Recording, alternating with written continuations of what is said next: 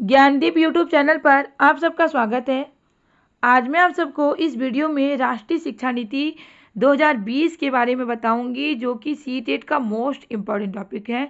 CTET या TET का कोई भी एग्जाम हो, एनईपी 2020 से क्वेश्चन पूछे जाते हैं, तो मैं वही सारे पॉइंट लेकर आई हूँ। सारे पॉइंट डिटेल में समझाऊंगी, जिससे कि एग्जाम में क्वेश्चन पूछे ही जाते हैं। तो आप वीडियो को लास्ट तक जरूर देखें। वीडियो पसंद आए तो वीडियो को लाइक से सब्सक्राइब करना ना भूलें।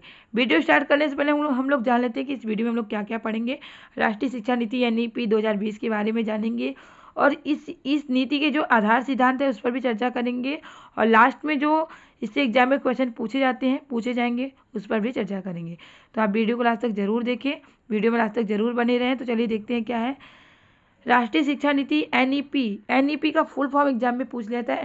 एनईपी का फुल फॉर्म है नेशनल एजुकेशन पॉलिसी, राष्ट्रीय शिक्षा नीति 2020।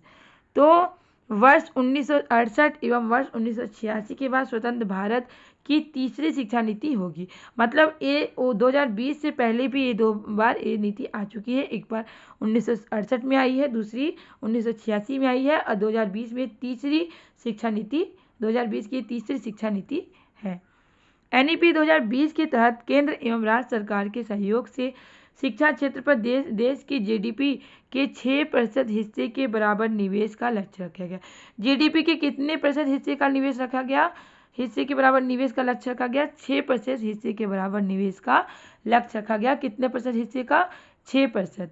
तो एक क्वेश्चन एग्जाम में पूछा गया है, तो इसे आप लोग नोट कर लीजिएगा, इंपॉर्टेंट है। नई शिक्षा नीति में वर्तमान में सक्रिय 10+2 के शैक्षिक मॉडल के स्थान पर शैक्षिक पाठ्यक्रम को 5+3+3+4 शिक्षा प्रणाली के आधार पर विभाजित किया गया। मैंने पहले 10+2 यानी 12 क्लास तक का जो शैक्षिक मॉडल था उसे 5+3+3+4 शैक्षिक प्रणाली के आधार पर विभाजित किया गया। मतलब पहले 6 ईयर पे क्लास 1 में एडमिशन होता है, अभी क्या हो गया 3 वर्ष पर बाल वाटिका आंगनवाड़ी में एडमिशन होता है। तो मतलब बच्चा 3 से 6 वर्ष तक किस में पढ़ेगा? बाल वाटिका आंगनवाड़ी में। उसके बाद 6 से 8 वर्ष क्लास 1-2 में, और फिर 8 से 11 वर्ष 3, 4, 5 क्लास में पढ़ेगा। और उसके बाद 11 से 15 वर्ष किस में 11 से 15 वर्ष उसका होगा 6, 7, 8। फिर उसके बाद 9 से 12 क्लास होगा 4 वर्ष का। तो ऐसे उसका 5+3+4 शिक्षा प्रणाली पर विभाजित किया गया। इंपॉर्टेंट है, इसे भी आप लोग नोट कर लीजिएगा, इंपॉर्टेंट पॉइंट है। 10+2 शैक्षिक मॉडल को 5+3+3+4 शैक्षिक प्रणाली पर विभाजित किया गया। एनईपी 2020 के अंतर्गत एमएचआरडी का नाम बदलकर शिक्षा मंत्रालय करने का मुख्य उद्देश्य शिक्षा और सीखने पर पुनः ध्यान आकर्षित किया गया। तो एमएचआरडी का नाम बदलकर क्या किया गया? शिक्षा मंत्रालय यानी मिनिस्ट्री ऑफ एजुकेशन। और इसका उद्देश्य क्या था? शिक्षा और सीखने पर पुनः ध्यान आकर्षित करना है। तो यही क्या है, ये भी क्वेश्चन पूछा जा चुका है कि एमएचआरडी का नाम क्या बदल के रखा गया? शिक्षा मंत्रालय यानी मिनिस्ट्री ऑफ एजुकेशन। एनईपी 2020 में कक्षा 5 तक की शिक्षा में मातृभाषा, स्थानीय भाषा, क्षेत्रीय भाषा को अध्यापन के माध्यम के रूप में अपनाने पर बल दिया गया। मतलब कक्षा 5 तक कौन सी भाषा को अपनाने पर बल दिया गया? मातृभाषा, स्थानीय भाषा यानी क्षेत्रीय भाषा। 3 वर्ष से 8 वर्ष की आयु के बच्चों के लिए शैक्षिक पाठ्यक्रम को 2 समूह में विभाजित किया गया। तो 3 वर्ष से 8 वर्ष की आयु के बच्चों को शैक्षिक पाठ्यक्रम को 2 समूह में विभाजित किया गया। मतलब 3 से 6 वर्ष की आयु के बच्चों के लिए 3 से 6 वर्ष की आयु के बच्चे के लिए प्री स्कूल बाल वाटिका, जैसा मैंने पहले बताया कि पहले बच्चे का 6 वर्ष में एडमिशन होता था क्लास 1 में, अभी क्या हो जाएगा 3 वर्ष में प्री स्कूल बाल वाटिका आंगनवाड़ी के माध्यम से मुफ्त, सुरक्षित और गुणवत्तापूर्ण प्रारंभिक बाल अवस्था शिक्षा और देखभाल की उपलब्धता सुनिश्चित करना। तो क्या है कि 3 वर्ष से 6 वर्ष तक बच्चे को क्या किया जाएगा? प्री स्कूल में एडमिशन होगा उसका, बाल वाटिका आंगनवाड़ी में। पहले क्या था, बच्चा 6 वर्ष में 1 क्लास में एडमिशन होता था, तो बच्चा क्या होता था, स्कूल अचानक से उसको पढ़ाई सिखाया जाता था तो स्कूल से डरता था, तो इससे बच्चे के नामांकन में क्या थी, कमी होती थी। अभी क्या था, 3 वर्ष में बच्चे का एडमिशन होता है और 3 से 6 वर्ष तक वो बाल वाटिका आंगनबाड़ी में सीखता है। तो उसको प्ले के माध्यम से सिखा के, खेल खेल के माध्यम से उसको सिखाया जाता है, जिससे उसको पढ़ने में आनंद आता है। और जिससे वो जब क्लास 1 में यानी 6 वर्ष में जब वो क्लास 1 में जाता है तो उसको स्कूल के नाम से डर नहीं लगता है। तो इससे नामांकन में क्या होता है, बढ़ोतरी होता है।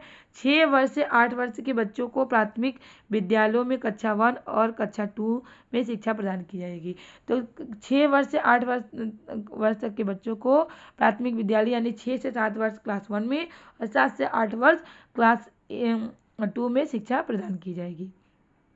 नई राष्ट्रीय शिक्षा नीति 2020 के तहत वर्ष 2030 तक सकल नामांकन अनुपात को 100% लाने का लक्ष्य किया गया। मतलब 2030 तक नामांकन का जो अनुपात है, इनरोलमेंट रेशियो जो है, उसका कितना लक्ष्य रखा गया, 100% लक्ष्य रखा गया है।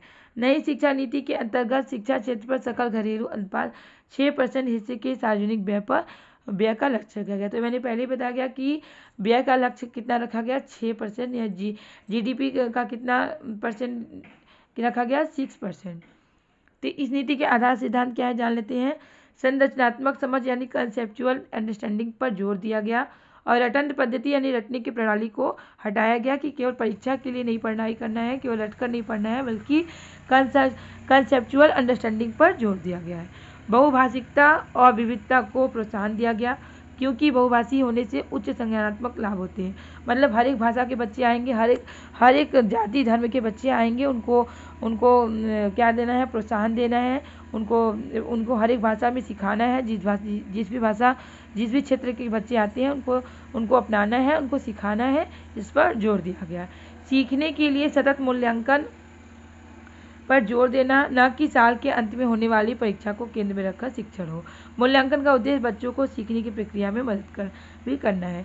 तो बच्चे का जो है कि केवल परीक्षा को केंद्र में रखकर ही मूल्यांकन नहीं करना है कि केवल परीक्षा में ही उसका मूल्यांकन करना है, बल्कि सतत मूल्यांकन करना है कि बच्चे का लगातार ही मूल्यांकन करना है। जैसे आप बच्चे को कोई भी पाठ पढ़ा रहे हैं तो उसी समय उसका मूल्यांकन करना है। पाठ पढ़ाने के बाद उसको क्वेश्चन करेंगे, क्वेश्चन करने पर बच्चा क्या, अगर क्वेश्चन का आंसर दे पा रहा है तो उसका मूल्यांकन कर पाएंगे। अगर नहीं दे पा रहा है तो उसको और कोई रिसोर्स और कोई संसाधन द्वारा उसको सिखाएंगे जिससे बच्चा सीख पाए और उससे उसका मूल्यांकन करेंगे। तो केवल परीक्षा में ही उसका मूल्यांकन नहीं करना है, बल्कि उसका लगातार सतत मूल्यांकन करना है। और मूल्यांकन का उद्देश्य क्या है, बच्चों को सीखने की प्रक्रिया में मदद भी करना है। तो जो मूल्यांकन का उद्देश्य ये भी रखा गया है कि उसके सीखने की प्रक्रिया में मदद हो। छात्रों की प्रोग्रेस के मूल्यांकन के लिए परख नामक एक नए नेशनल असेसमेंट सेंटर की स्थापना की गई। एक नए सेंटर की स्थापना की गई जिसका नाम क्या है, परख। जैसा कि नाम से ही समझ में आ गया कि परख यानी बच्चों को परखना है, जानना है और इसी के द्वारा उसका मूल्यांकन करना है। बच्चे की शिक्षा का माध्यम कम से कम क्लास 5 या क्लास 8 तक या उससे आगे तक भी घर की भाषा, मातृभाषा या स्थानीय भाषा होनी चाहिए। तो क्लास 5 से क्लास 8 तक उसकी भाषा क्या होनी चाहिए, घर की भाषा, मातृभाषा यानी स्थानीय भाषा होनी चाहिए। राज्य विशेष रूप से भारत के अलग अलग राज्यों में 3 लैंग्वेज फार्मूला को अपनाएं, लेकिन इस फार्मूले में क्या होना चाहिए, लचीलापन। 3 लैंग्वेज फार्मूला यानी पहली हिंदी, दूसरी अंग्रेजी और उसकी तीसरी जो होगी इसकी क्षेत्रीय भाषा होनी चाहिए, यानी मदर टंग होना चाहिए। और इस भाषा में क्या होना चाहिए, लचीलापन भी होना चाहिए। त्रिभाषा सूत्र के अंतर्गत एक विकल्प के रूप में दूसरी भारतीय भाषा संस्कृत का अध्ययन। राष्ट्रीय शिक्षा नीति 2020 के अनुसार भारत सरकार की एक भारत श्रेष्ठ भारत पहल इस बात पर बल देती है कि विद्यार्थी अधिकांश रूप से प्रमुख भारतीय भाषा की उल्लेखनीय एकता के बारे में जानेंगे। कक्षा 6 के लिए एक अतिरिक्त भाषा के रूप में शास्त्रीय भाषा यानी क्लासिकल लैंग्वेज, क्लासिकल लैंग्वेज क्या हो सकता है, तमिल, तेलुगु, कन्नड़ा, मलयालम आदि का अध्ययन होना चाहिए। माध्यमिक स्तर पर एक अतिरिक्त विकल्प के रूप में कौन सी भाषा, विदेशी भाषा यानी कोरियन, जापानी, फ्रेंच, जर्मन, स्पेनिश, पुर्तगाल का अध्ययन होना चाहिए। विकल्प के रूप में। हर एक बच्चे की विशिष्ट क्षमता, हर एक बच्चे में एक विशिष्ट क्षमता होती है। रचनात्मकता, तार्किक सोच, नवाचार और समालोचनात्मक चिंतन की पहचान करना और उसमें समग्र विकास के लिए प्रयत्न करना है कि हर एक बच्चे में एक विशिष्ट क्षमता होती है, उसमें जो क्रिटिकल थिंकिंग है उसको पहचान कर उसका समग्र विकास करना है, ऐसा ध्यान में रखना है। समग्र विकास पे ध्यान देना है। समावेशी शिक्षा सभी के लिए। समावेशी शिक्षा कैसी होती है? सभी ऐसी शिक्षा जो कि सभी के लिए होती है, उसमें सभी बच्चे होते हैं, विकलांग बच्चे भी होते हैं, सामान्य बच्चे भी होते हैं, सभी धर्म के बच्चों को इसमें शिक्षा दी जाती है। और दिव्यांगन अधिकार अधिनियम यानी 2016 RPWD या समावेशी शिक्षा की ऐसी व्यवस्था के रूप में डिफाइन करता है जहां समान और दिव्यांग सभी बच्चे एक साथ सीखेंगे। तो क्या इसमें क्या होगा? समान और दिव्यांग सभी बच्चे क्या होंगे? इस तरह एक साथ सीखेंगे। क्लास 6 से ही शैक्षिक पाठ्यक्रम में व्यावसायिक शिक्षा को शामिल कर लिया जाएगा, यानी व्यावसायिक शिक्षा को शामिल किया जाएगा। कब से? क्लास 6 से ही। और इसमें इंटर्नशिप की व्यवस्था भी की जाएगी। पाठ्यक्रम की विषय वस्तु में प्रत्येक सब्जेक्ट को कम करके बेहद बुनियादी चीज़ों पर केंद्रित किया जाएगा। मतलब क्या होगा? विषय वस्तु को पाठ्यक्रम की विषय वस्तु के प्रत्येक सब्जेक्ट में कम करके बुनियादी चीज़ों पर केंद्रित किया जाएगा, जैसे कि आलोचनात्मक चिंतन, खोज आधारित, चर्चा आधारित, विश्लेषण आधारित अधिगम पर जरूरी ध्यान दिया जाएगा। फिर राष्ट्रीय पाठ्यपुस्तक स्कूल के करिकुलम में कमी, लचीलापन, रट कर सीखने के बजाय रचनावादी सीखने के तरीके पर जोर देने के साथ साथ स्कूल के नेशनल टेक्स्ट बुक में भी बदलाव किया जाएगा। मतलब रटने के बजाय क्या होगा? रचनावादी सीखने पर जोर दिया जाएगा और नेशनल टेक्स्ट बुक में भी क्या किए जाएंगे? बदलाव किए जाने चाहिए। ECC यानी early childhood care and education में मुख्य रूप से लचीली, बहुआयामी, खेल आधारित, गतिविधि आधारित, खोज आधारित, बहुआयामी, बहुस्तरीय शिक्षा भी शामिल किया जाएगा। तो ECC फुल फॉर्म इसका याद कर लीजिए, एग्जाम में पूछा जा चुका है। ECC early childhood care and education में क्या होगा कि खेल आधारित, गतिविधि आधारित, खोज आधारित तो क्या होगी? शिक्षा को शामिल किया जाएगा। स्कूल तैयारी मॉड्यूल एक 3 महीने का प्ले आधारित मॉड्यूल है जो कि NCERT SCERT द्वारा उन बच्चों के लिए बनाया जाएगा जो कि क्लास 1 में एडमिशन के कुछ ही हफ्तों बाद अपने सहपाठी से बिछड़ जाते हैं। अब देखिए NEP 2020 के अनुसार लर्निंग यानी अधिगम कैसा होना चाहिए? प्रयोगात्मक होना चाहिए, जिसमें स्वयं करके सीखने और प्रत्येक सब्जेक्ट में कला और खेल को एकीकृत किया जाएगा। तो मतलब NEP 2020 के अनुसार लर्निंग कैसा होना चाहिए? प्रयोगात्मक होना चाहिए, जिसमें खुद बच्चा स्वयं करके सीखे और उसमें कला और खेल को एकीकृत किया जाना चाहिए। अब इससे जो भी क्वेश्चन इंपॉर्टेंट क्वेश्चन पूछे जाते हैं, क्वेश्चन देख लेते हैं हम लोग। पहला क्वेश्चन, NEP 2020 के अनुसार वर्तमान 10+2 शैक्षिक मॉडल को एक नए शैक्षिक पाठ्यक्रम प्रणाली के आधार पर विभाजित करने की बात कही गई है। वह नई शैक्षिक पाठ्यक्रम प्रणाली क्या है? तो 10+2 जो शैक्षिक मॉडल था उसको क्या किया गया? एक नई शैक्षिक पाठ्यक्रम में विभाजित किया गया। तो नई शैक्षिक प्रणाली क्या है? तो नई शैक्षिक प्रणाली है आपका, मैंने पहले ही बताया, 5+3+4 है। तो ये इंपॉर्टेंट है, इसे नोट कर लीजिएगा। क्वेश्चन नंबर 2 है, राष्ट्रीय साक्षरता मिशन की शुरुआत किस वर्ष की गई है? राष्ट्रीय साक्षरता मिशन की शुरुआत 1986 में की गई है। भारत में पहली राष्ट्रीय शिक्षा नीति की घोषणा कब की गई थी? तो पहली शिक्षा नीति की घोषणा कब की गई थी? 1968। तो यहाँ पे 1968 कर लीजिएगा। कब की गई थी? 1968 में की गई थी। क्वेश्चन नंबर 4 है, भारत में नई शिक्षा नीति 2020 की घोषणा कितने वर्षों के बाद की गई थी? देखिए पहला तो आया हुआ था आपका 1968 में और दूसरा 1986 में और अभी का क्या है? 2020 में। 2020 तो 86 के बाद कितना वर्ष हुआ? 2020 तो 34 साल हुआ। कितना? 34 साल। तो बोल रहा है कि 2020 की घोषणा कितने वर्ष के बाद की गई है? तो 34 वर्ष के बाद की गई है।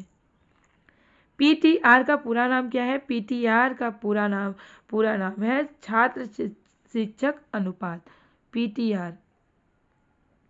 क्वेश्चन नंबर 6 है, BEO का विस्तार रूप क्या है? BEO का विस्तार रूप है ब्लॉक शिक्षा अधिकारी, block education officer. Question number 7 है ओबीसी का पूरा नाम क्या है। ओबीसी का पूरा नाम है अन्य पिछड़ा वर्ग। ओबीसी का पूरा नाम क्या है, अन्य पिछड़ा वर्ग। क्वेश्चन नंबर 8 है भारत देश में सबसे पहले सन 1968 में पहली शिक्षा नीति किसके द्वारा शुरू की गई थी। 1968 में जो पहली शिक्षा नीति आई थी तो किसके द्वारा शुरू की गई थी, तो उस समय कौन थी, इंदिरा गांधी प्रधानमंत्री थी, तो उन्हीं के द्वारा शुरू की गई थी। क्वेश्चन नंबर 9 है 2020 में 2020 में प्रधानमंत्री कौन है, किसके द्वारा शुरू किया गया, नरेंद्र मोदी के द्वारा। क्वेश्चन नंबर 9 है भारत में दूसरी राष्ट्रीय शिक्षा नीति की घोषणा किस वर्ष की गई है।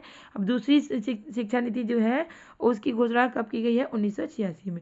तो पहली जो है 1968 में, और दूसरी जो है 1986 में, और तीसरा 2020 जो कि नरेंद्र मोदी के द्वारा शुरुआत की गई है इसकी।